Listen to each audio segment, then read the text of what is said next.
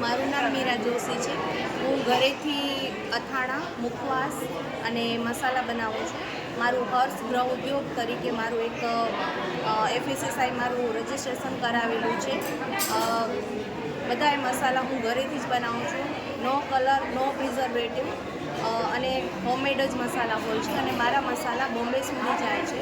અને ઘરે બેસીને કોઈને પણ ઓર્ડર કરવો હોય તો મારા કોન્ટેક નંબર છે 9265879169. Thank you so much ma'am. Thank you.